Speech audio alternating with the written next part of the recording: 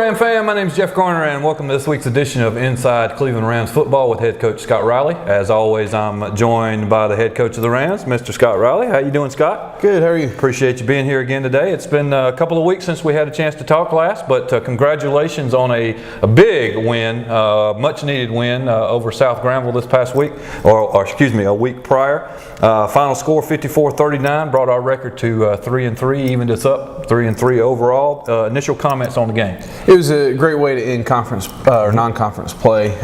Like he says, important win to get us going in the right direction. Getting the win there allows us to drop one of those non-conference losses, being an endowment game. So we'll have a 3-2 reportable record from the non-conference, just as we had last year. So different way of getting there as far as who we beat and how we got there, but it's the same record at the end of the day. And so it was an important win to get us where we need to be for the playoffs. Absolutely. 54 points. That was our second best point total overall for the year.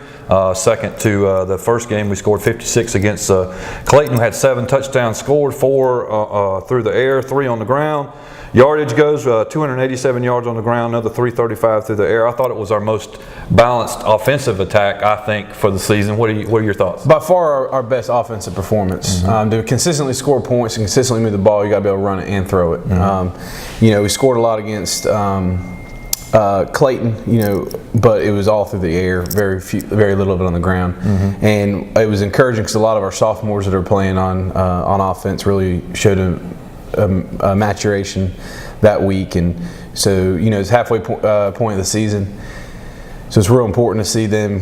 They're not playing like sophomores anymore, they're playing like juniors, and that's what we wanted to see really on both sides of the ball, but definitely saw that with the sophomores on offense. Absolutely, and we'll talk about one of those here shortly. Throw out that first game against Rocky Mount, last year's state champion, and the Vikings were averaging 44 points a game on offense coming in. They were also averaging close to 300 yards a game on the ground.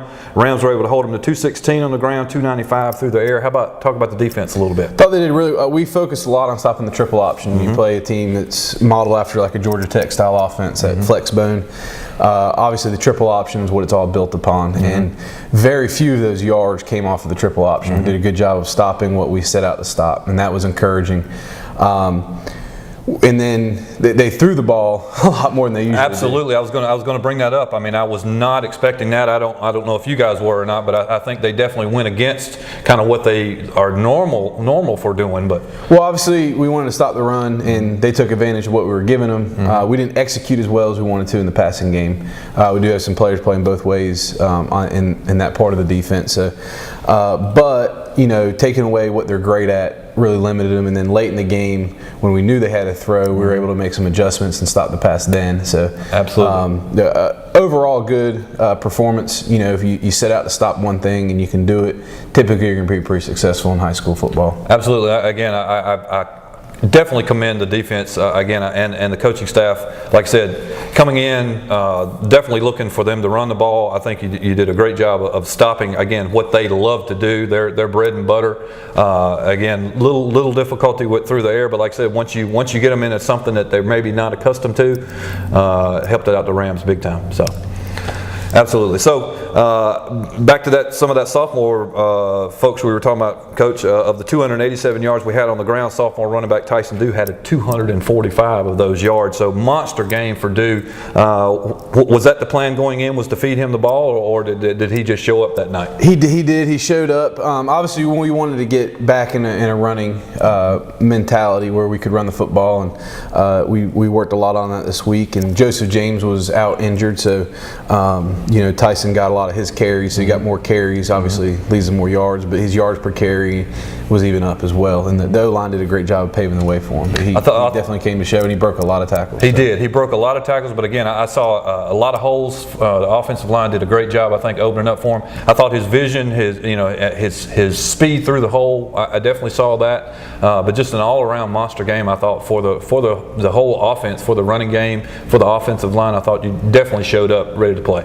Yeah, they did a great job on that side of the ball, and that's the most probably encouraging thing we can take from the game is the ability to run the ball better than we have, and that's something we got to continue to do going forward to be successful. Going into those conference games, running the ball makes a big difference. Yep. Absolutely. Okay, well, as we do each week, Coach, I've queued up a couple of plays. Love for us to take a look at, like you just step us through it. First play, Coach, is on the Rams' first drive, it's a first down on the Vikings 40.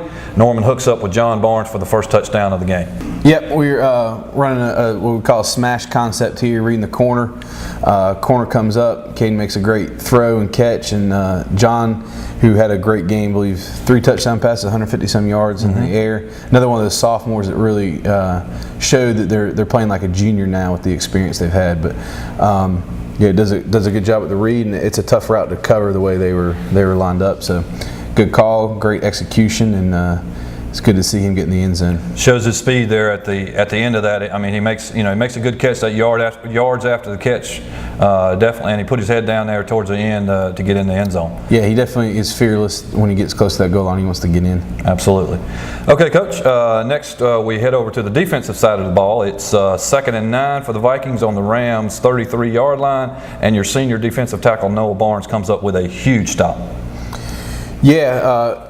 Early in the game, their blocking scheme was a little different than we had practiced, and he made a great adjustment here from the sideline and saw that dive and took it. And one of the big things when you play a triple option team is you got to tackle your responsibility all over the ground. You don't know who has the ball, and he took the dive, and that was his responsibility all night, and really took that away once we made those adjustments. I think early in the game they busted a couple dives.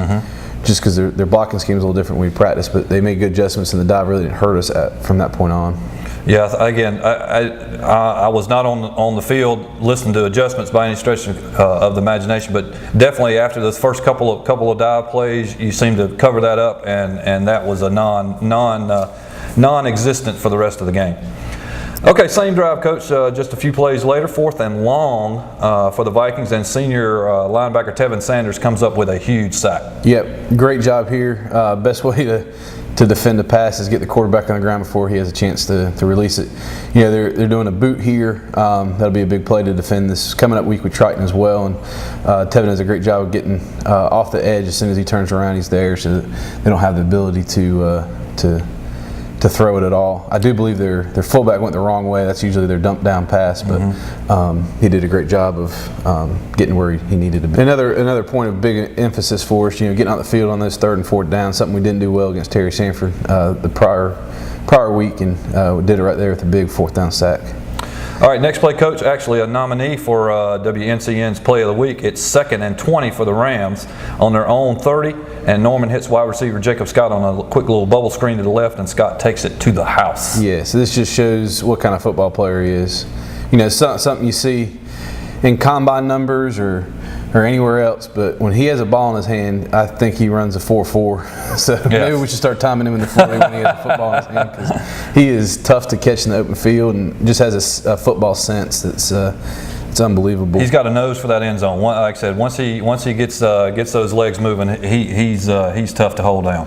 And we got to get more of our Ram fam voting on that play of the week. We finished dead last, but that was definitely the best play of the week. And blocking downfield, Coach. I know you put a lot of emphasis on that. Again, those long runs for whether it be a rush or a pass. I mean, you got to have those receivers downfield blocking, and I thought we saw that as well. Yeah, great effort all around there. All right, later in the game, Coach, it's 1st and 10 on the Vikings 45, and sophomore running back Tyson Dew with a big touchdown run.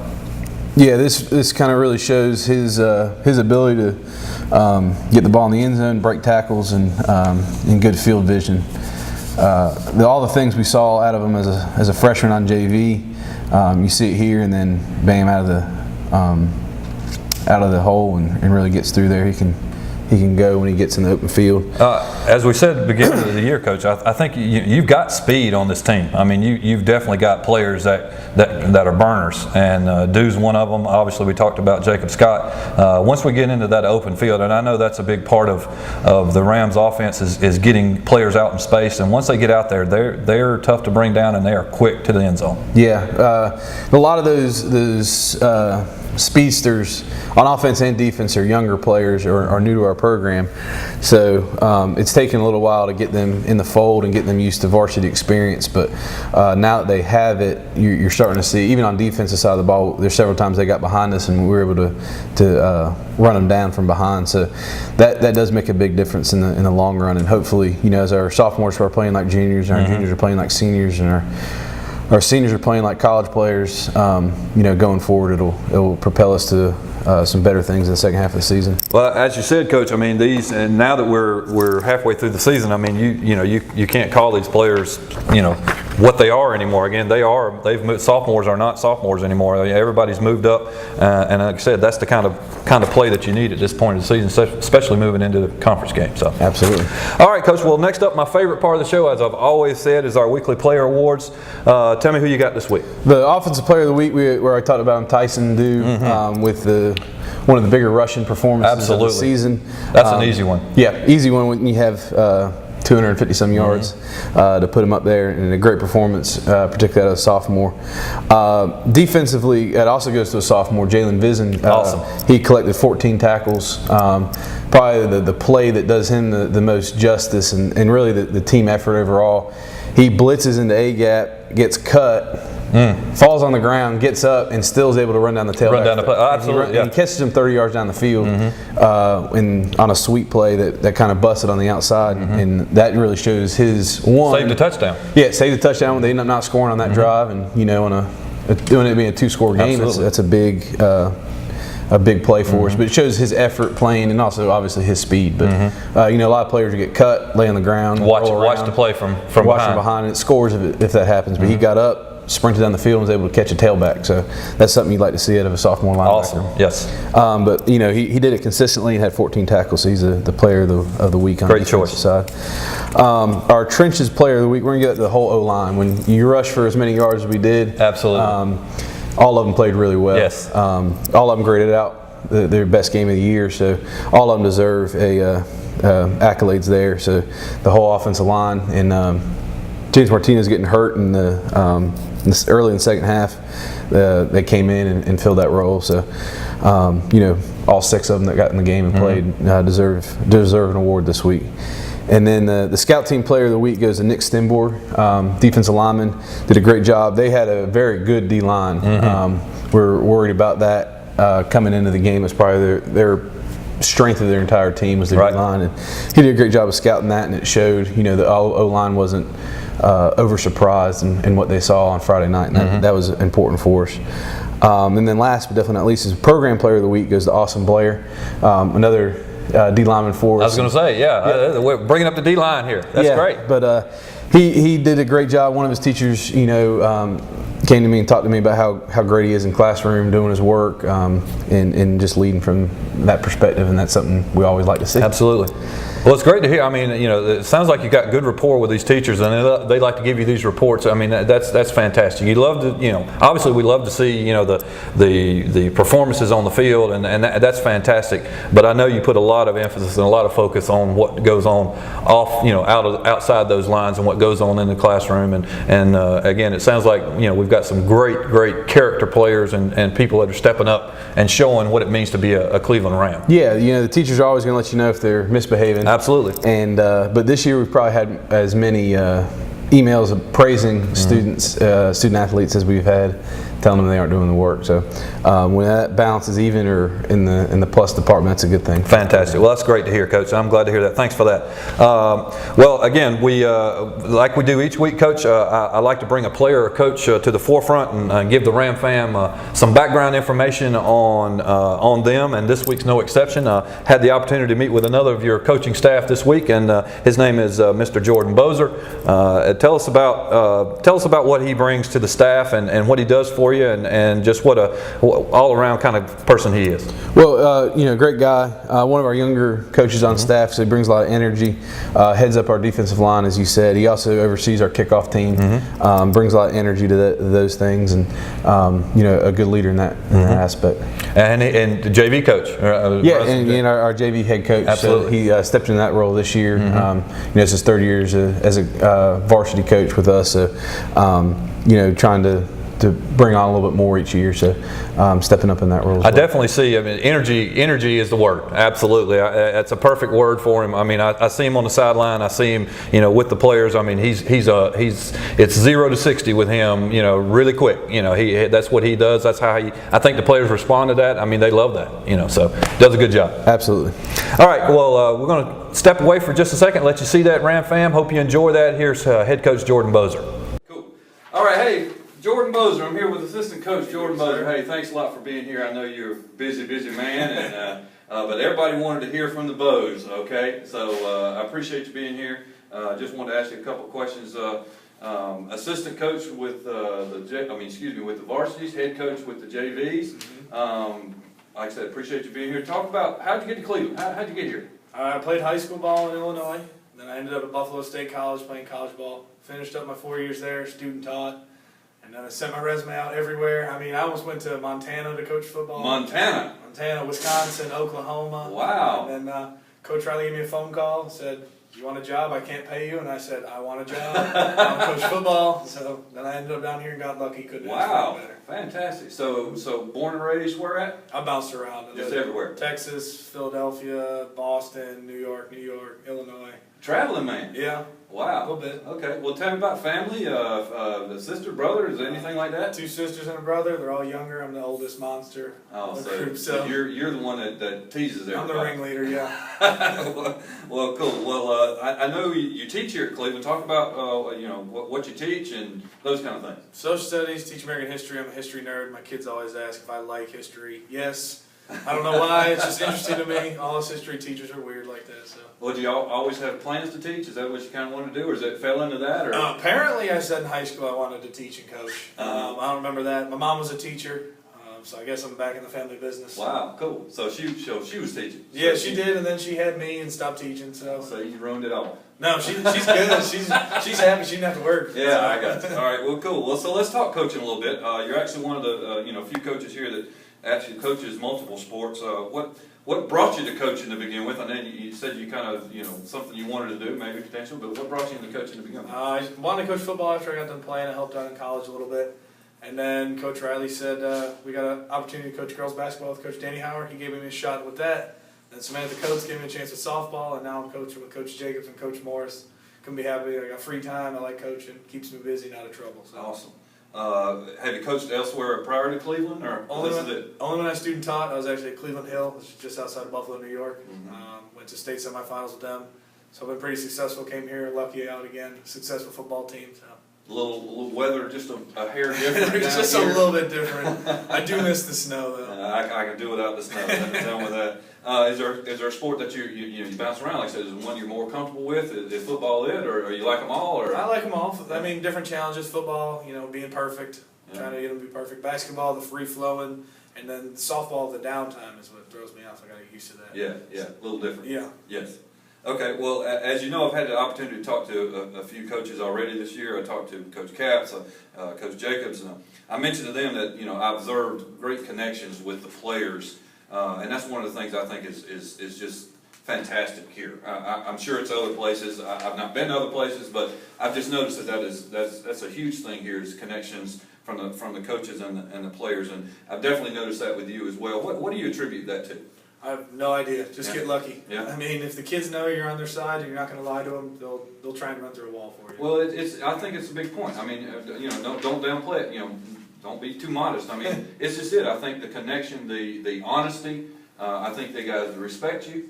They know that you mean business. I mean, you're out here for a reason, but you know that they respect you. You respect them. I think it's a big attribute that all the coaches have here, and it's something I think is fantastic here at Cleveland. What role do you think that coaches do play? Obviously, X's and O's, that kind of thing. But is there a role that coaches play with players? You think? Whatever gray areas the kids need that you're not fulfilling. I mean, sometimes you got to take them home. Sometimes you got to feed them. Got to help them with their homework. You got to pat them on the back. Sometimes they need a hug. Give them a hug. Yell and scream at them. So whatever they're not getting, you basically as a coach have to do. And that's not easy to do. I mean, again, to fill out each player and kind of feel needs and all that's not easy to do. Well, also when I talked to Coach Riley this week, I told him that I was going to be bringing you in and having some discussion with you. I said, give me some words. Talk to me about Coach Boser. And I was hoping to get all the bad stuff, but there's a longer list for that. But anyway, one of the words that he used that I thought was a spot on. He said energy, energetic. That's Coach Boser, and again, that's what I've seen as well. I mean, not saying the other coaches aren't by any stretch of imagination, but I see you out on the field. It's you're a 0 to 60 and 2 flat, that kind of thing with the players. Is that something that just comes natural to you? That's you?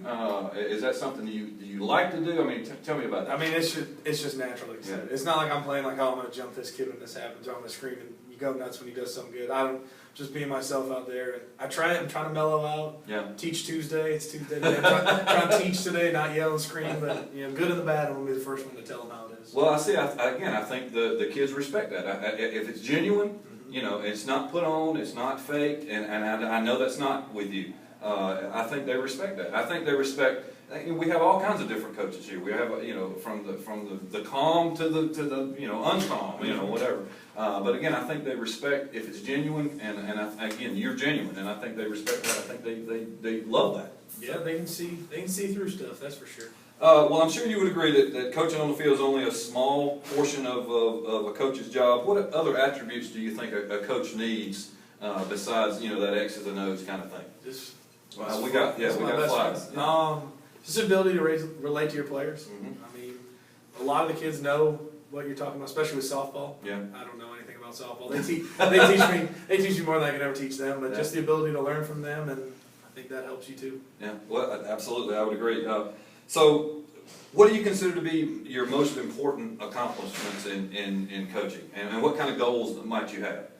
Just the relationship with your players. Yeah. I think when you get a text from a kid or they come back and see you, I mean, we have kids who graduate come stop by the football team all the time and say, what's up? I think that's what matters. That's special.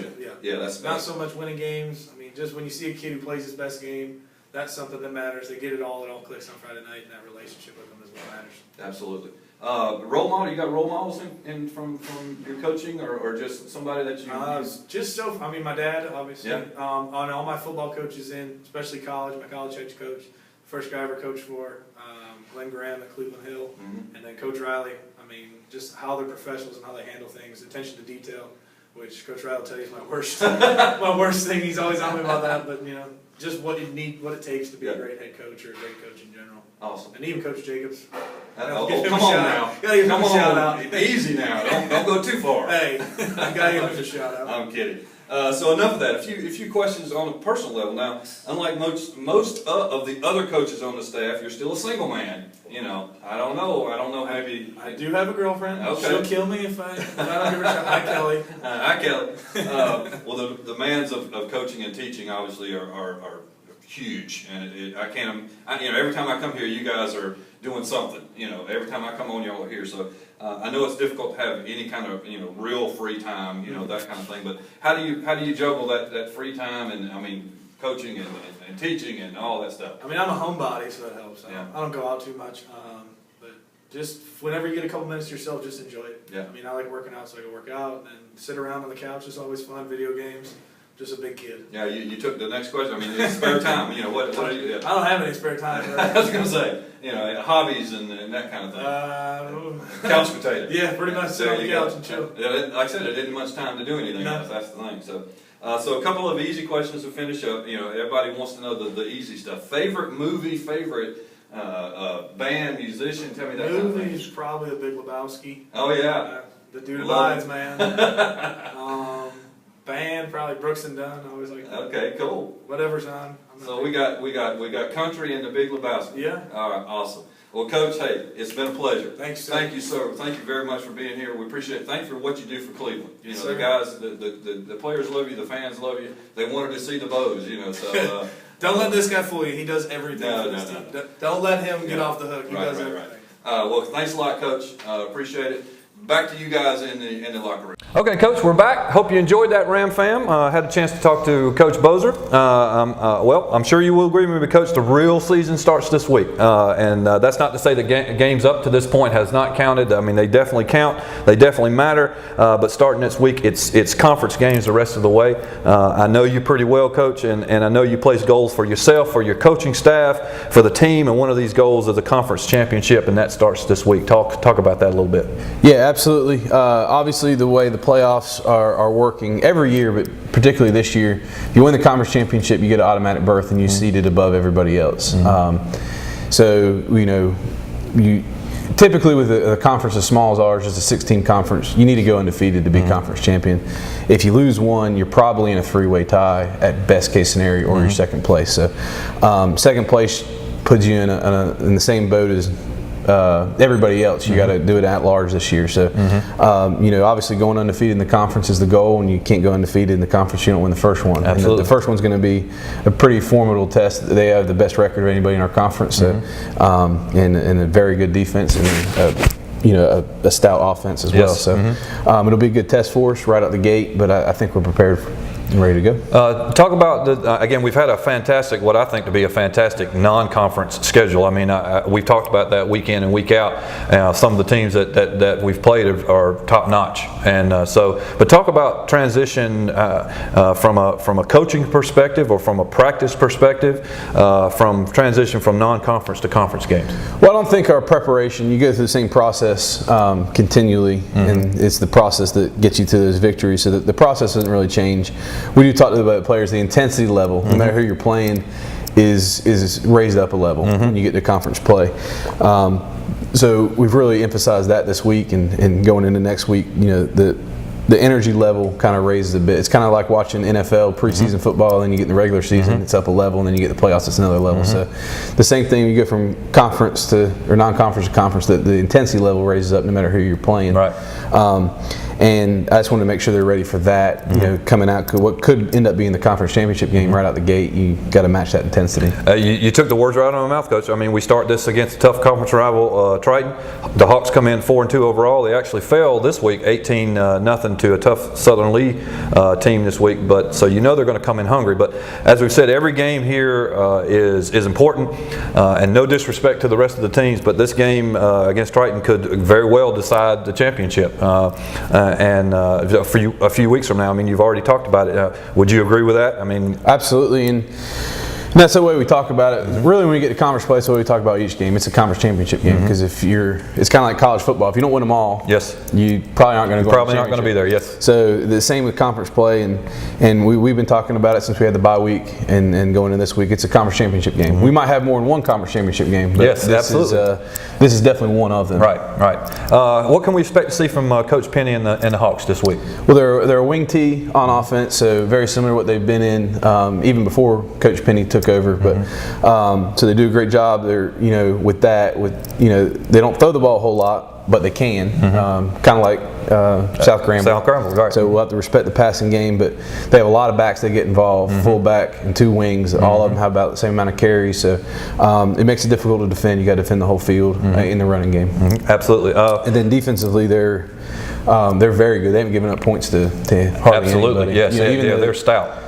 The 18-0 loss, they gave it as a punt return for a touchdown, and then two safeties, so they only gave it one offensive touchdown. So they're very good on defense. Yes. We've already mentioned bringing a potent running game, several good backs, including there's two juniors. It's Staten and Massey. Again, what can you've already talked about a little bit. Are we going to see this same sort of? I know it's different than South Granville, but are we going to see this same sort of trapping running game, that kind of thing?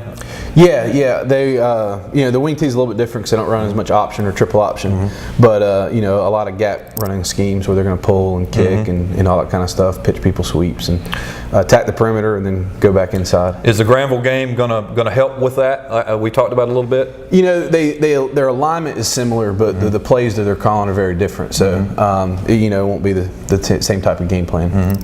All right. Well, defense again, another couple of juniors, McLean, Carvin, and a sophomore safety in Jeffrey Hanna. Again, we've already talked about the defense a little bit. Very stout. Again, you throw out that 18-0 again, and like I said, they only give up one touchdown, one offensive touchdown. We've got to move the ball against this Triton defense. Yeah, they're very good. They've done a good job the last couple of years. They gave us fits in the first half. 2 years ago when they were winless. We ended up scoring a lot in the second half, but the first half they gave us a lot of fits, and then they were one of our kind of a surprise at the beginning of conference play last year. Gave us a lot of difficulty and ended up being a pretty close football game. So they, since Coach Penny's been in charge, they've done a good job on defense and given us some trouble. So and this year I don't think anyone scored more than 30 points on them. So that'll be a big challenge for our offensive players and our offensive coaching staff. Yeah, these teams always have it's a good rivalry. It's a strong rivalry, but again, stout teams that no time time has there been a blowout, that kind of thing. It always seems to be a close game, towards the end, like I said. So every possession is going to be important. Turnovers, obviously, hopefully we can keep those down, as we did this past week. We did a fantastic job with the turnover battle. So and none of these kids were around, but the only years we haven't won the conference championship, Triton's been the conference champion. Yes, so that's something that we'll remind our kids of. Well, we chatted last, how important it was to have a good effort heading into the conference play. We had that against South Granville. We've already mentioned we obviously had a bye week following the game. Do you like having that bye week before starting this conference schedule? Yeah, well, one, it's at the midpoint in the season, so it's a good place to have it. Kids need rest, need to get healthy. It's also, as you said, the conference is so important. So it gives us an extra week to prepare for those conference teams and extra week to prepare for Triton. So yeah, it's a good place to put it, and that's why most of the conferences you see them doing that. Okay, well, Ram fan, well, there you have it.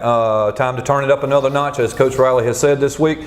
We begin our goal of another Two Rivers 3A conference championship run, but we got to take them one at a time. And next up is Triton. That's Friday night. It's home against Triton on Friday night. We'll certainly be there covering every play as we do, and we'll be right back here next week with the coach. But we need you there Friday night. Again, conference. It doesn't get any hotter than this one, Coach. And, this is like I said, every game could be the conference championship, and we need Ram Fam there to support us. Coach, thank you for your time again this week. Any final comments? Nope. Just look forward to have a packed house. Triton and Cleveland's always been a big rivalry, a big gate, a lot of people there. So hopefully that continues tonight. We definitely need their support. Fantastic. Well, good luck, Coach. Let's bring home another W in this conference week. Tune in next week, Ram Fam, and as always, go Rams.